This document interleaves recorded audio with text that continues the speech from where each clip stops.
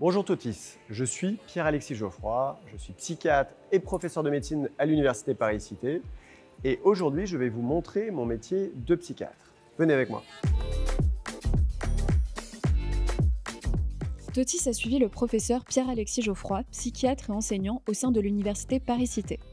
La psychiatrie est une spécialité des études de médecine traitant de la maladie mentale. Pour devenir psychiatre, il faut compter 12 ans d'études. Première étape de ma journée, je vais à mon bureau pour mettre une blouse.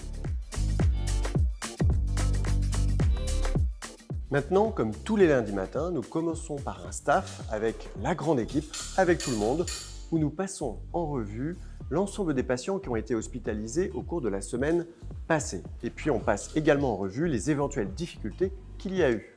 Venez avec moi au staff.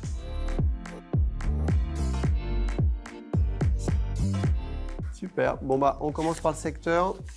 Est-ce qu'il y a eu des difficultés ce week-end sur le secteur? Non.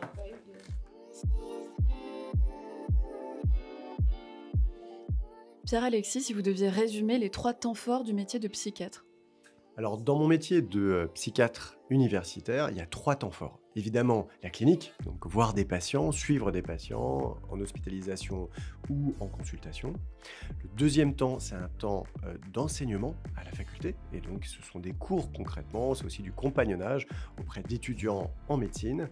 Et le troisième grand temps, c'est un temps destiné à la recherche clinique, donc vraiment très pratico-pratique sur les thérapeutiques par exemple, sur une précision de ce que sont les maladies et les troubles rencontrés par les patients, et puis aussi une recherche un peu plus fondamentale, parfois avec la souris, parfois avec des molécules, avec des gènes, et aussi faire ce lien, on parle de recherche translationnelle, le lien entre la recherche dite basique, fondamentale, et la recherche clinique.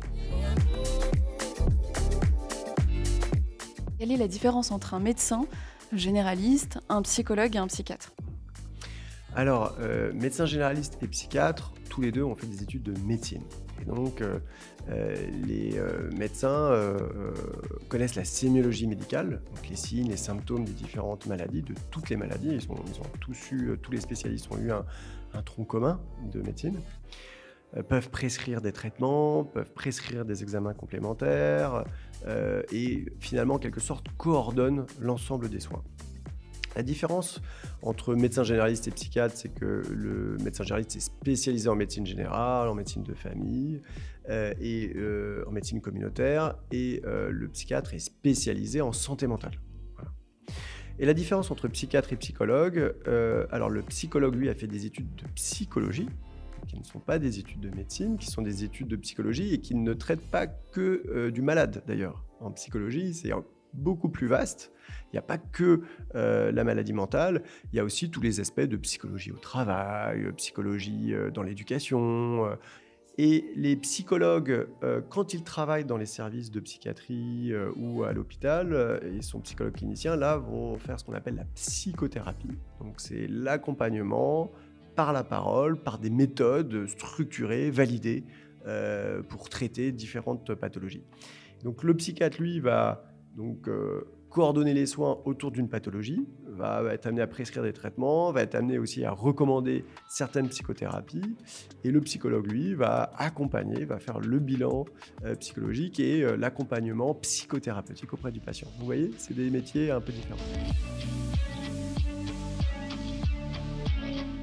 Donc là, nous venons de terminer le staff et nous allons passer maintenant à la visite au premier étage des patients hospitalisés. Sidération, c'est un facteur de risque d'évolution d'un trouble de stress post-traumatique. Et après, il faut voir si dans la période post-traumatique, il y a toujours des moments de dissociation ou pas. Okay. S'il y a des moments de dissociation, voilà, donc on est à risque de mauvaise évolution, c'est des contre-indications à l'EMDR, etc. Enfin, tu vois, même pour toi, pour ta prise en charge, en fait, c'est important d'identifier ces moments-là. Et à titre personnel, pourquoi vous avez choisi spécifiquement la spécialité psychiatrie? Alors c'est souvent une bonne question qu'on pose, parce que sur la psychiatrie, il y a souvent des images et des représentations autour de la psychiatrie. Alors, j'aime souvent dire que la vocation médicale naît d'un rêve d'action. C'est-à-dire, et pendant ces études de médecine, on va être en rencontre de certains patients, de certains types de maladies. Et puis, à un moment donné, on va bien sentir. On va bien sentir ces pathologies-là et on va avoir envie de faire des choses. On va avoir une envie d'action auprès d'un certain type de patient.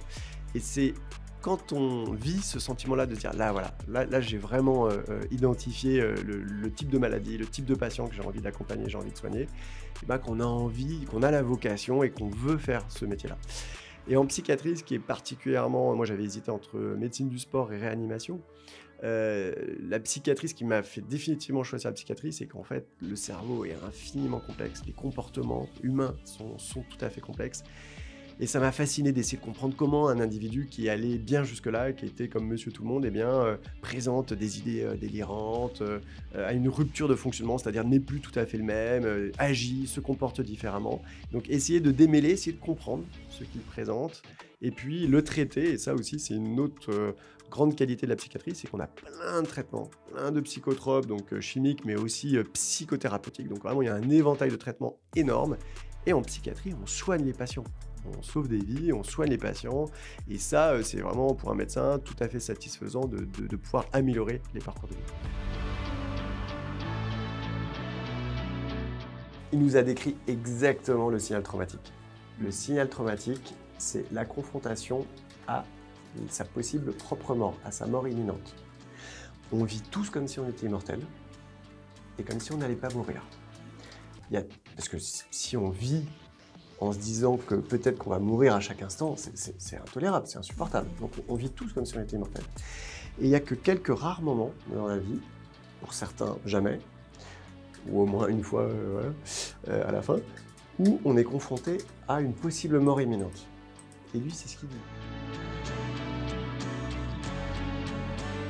Est-ce que vous pouvez nous parler d'un cas qui vous a marqué en psychiatrie?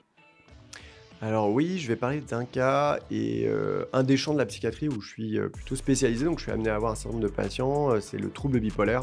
Le trouble bipolaire, maladie très très fréquente, 4% de la population, il y a beaucoup de stars qui ont parlé de leur maladie. Et souvent, on peut avoir une vision un peu romancée de cette maladie. Or, on a vraiment une pathologie assez sévère, assez impactante. À titre d'exemple, cette patiente qui souffrait d'une dépression particulièrement sévère, qu'on dit de caractéristiques mélancoliques, et qui était, on va dire, complètement au fond de son lit. On parle de clinophilie, mais vraiment, c'est au-delà de la clinophilie, c'est-à-dire c'est des gens qui sont ancrés dans leur lit, qui passent 16 heures, 18 heures, qui n'ont plus aucune motivation. C'est une dame qui était juge, qui vraiment avait un très haut niveau de fonctionnement et un très haut niveau socio-éducatif.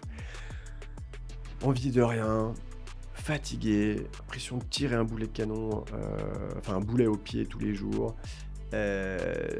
Son mari ne comprenant pas parce que la personne est complètement différente, n'a plus envie de rien, n'est plus que l'ombre d'elle-même, est parti. L'a laissée avec ses 2 filles de 8 et 12 ans. C'est ces filles de 8 et 12 ans qui lui a apporté à manger au lit. Elle a eu un cancer du sein. Elle va très très bien cette patiente maintenant, on l'a traitée de cette dépression sévère, et elle m'a dit, voilà, le cancer c'était très difficile. Voilà, parce que, voilà. Mais le cancer, j'avais tout le monde autour de moi. Tout le monde me comprenait et surtout moi, j'avais l'énergie de pouvoir comprendre ce que les médecins me disaient, de pouvoir faire mon parcours de soins, etc. La dépression, c'était l'horreur. J'ai tout perdu. J'ai perdu mon mari. J'ai une culpabilité terrible par rapport à mes 2 filles de 8 et 12 ans parce que pendant 1 an, elles ont vécu l'enfer et elles s'en souviennent encore. Et j'essaie de rattraper ça maintenant. Et mes amis, il n'y avait personne. Personne ne comprenait pourquoi je n'étais plus là. Et puis, après, par la suite, elle a, suite à cette dépression sévère, quelques années après, lors d'un voyage, et ça peut être déclenché par les voyages, elle a fait un épisode maniaque. Donc l'inverse de la dépression, c'est vraiment le miroir, où là, il y a une augmentation de l'énergie, une augmentation de l'estime de soi, les pensées qui vont très très vite, le sommeil qui diminue. On parle en fait de diminution du besoin de sommeil, et c'est pas de l'insomnie, il n'y a pas de fatigue en journée. Et là, ça allait à 300 à l'heure, elle était dans la séduction, elle prenait des risques pour elle-même, elle faisait plein d'achats complètement inconsidérés, qu'elle n'aurait jamais acheté en temps normal. Enfin, vous voyez, tout va aller à 300 à l'heure. Et là, à nouveau, rapatriement sanitaire. Et voilà, elle a été hospitalisée, on a fait le diagnostic du trouble bipolaire, elle a été soignée, elle a pris son traitement, ça se passe très bien.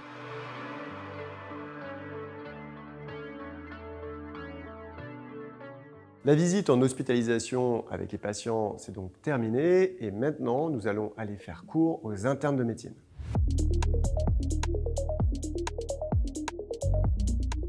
Le modèle des 3 P dans l'insomnie, vous le connaissez, je vais vous le rappeler, mais il est vraiment à la base de toute la thérapie cognitivo-comportementale de l'insomnie. L'idée, les 3 P, le premier, c'est prédisposition. C'est l'ensemble des facteurs génétiques en fait, de l'insomnie. Il y a une héritabilité d'à peu près 40-50% de l'insomnie. Donc l'héritabilité, comme vous le savez, c'est la part de l'expression de la maladie qui est liée au gène. Et le reste, c'est environnemental. Donc l'environnement, on va y revenir. Et donc, par exemple, la tuberculose, c'est 100% environnemental, 0% d'héritabilité. Le deuxième P, c'est précipitant. Quels sont les facteurs précipitants de l'insomnie? Donc souvent, ça va être un stress aigu, ça peut être de l'anxiété, ça peut être un traumatisme. Classique, en ce moment, on en entend beaucoup parler, c'est le burn-out. Ça commence comme ça, un peu le surmenage professionnel par des premiers symptômes un peu d'insomnie, avec un cerveau qui continue à travailler la nuit. Alors, comment on devient psychiatre? Quel est le parcours d'études type? Alors, pour devenir psychiatre, on va faire des premières années de médecine. Donc, PASS, par exemple, ou LAS, il y a différentes voies pour y accéder, avec des notes minimales pour pouvoir être admissible en médecine. On a 2 cycles après, donc un premier cycle d'études médicales et un deuxième cycle qui se fait dans son université d'origine. Et on va passer, à la suite de 6 ans, qu'on appelle l'internat. Donc, il y a eu différents noms en fonction des différentes réformes.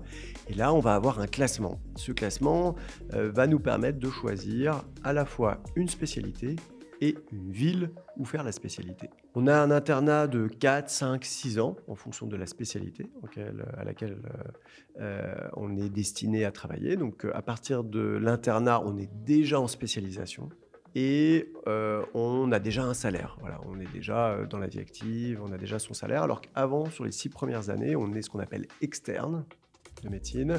Et là, on a une indemnité globalement. Donc, on a stage le matin et on travaille des cours l'après-midi. Après donc 4 à 6 ans d'internat, on est diplômé de médecine ou de chirurgie. Et là, on peut exercer en tant que senior à l'hôpital, en ville, ou avoir un exercice mixte entre ville et hôpital. On va parler un petit peu du salaire. En tant qu'enseignant et en tant que psychiatre, combien vous touchez en moyenne? Alors vraiment, en tant que médecin, on n'a pas à se plaindre globalement par rapport à la population moyenne. On gagne correctement sa vie, même si dans le public, on pourrait considérer que vu le niveau de responsabilité qu'on a, le niveau de stress aussi qu'on a avec des gardes, etc., et le nombre d'études réalisées, on pourrait probablement gagner un peu plus. Alors les internes, c'est vraiment la première fois qu'on travaille et qu'on a enfin un salaire, parce que les études de médecine sont vraiment très longues, gagnent entre 1 800 2 000 euros à peu près. Après, ça dépend du début d'internat, fin d'internat, etc. Et les gardes, donc on pourrait considérer, vu la quantité de travail, qu'ils pourraient gagner un peu plus, mais vous voyez, pour avoir un ordre d'idée. Et puis après, les jeunes médecins, ils commencent vers 3 000, 4 000, voilà, sur leur premier poste. Et puis après, ça va au-delà de 4 000, 6 000, 8 000, en comptant les gardes, parce que les gardes rajoutent et augmentent le salaire de manière importante. C'est une pénibilité très importante aussi, très clairement. Pénibilité d'ailleurs en vieillissant qui devient de plus en plus difficile. Mais vous voyez, on gagne quand même plutôt bien sa vie et voilà, un ordre d'idée. D'accord. En tant qu'enseignant aussi? En tant qu'enseignant, globalement, c'est un peu pareil. Alors, les enseignants ont une certaine liberté parce qu'ils assurent une triple mission que je vous ai présentée tout à l'heure. Actuellement, le statut d'enseignant est pas terrible parce que la cotisation pour la retraite se fait que sur la partie universitaire qui est toute petite en fait, parce qu'on est payé à la fois par l'université et à la fois au niveau de la fac. Donc là, pareil, on est autour de 4 000, 6 000, 7 000 euros. Voilà. Et sur les praticiens hospitaliers, donc les collègues qui sont plein temps à l'hôpital, là ont des retraites qui sont plus intéressantes sur la totalité de leur salaire, ce qui est tout à fait normal. La journée est terminée, votre journée avec un psychiatre. J'espère que vous avez appris, ou en tout cas vu des choses du métier de psychiatre, et que ça vous a plu, et que vous allez choisir psychiatrie. À bientôt.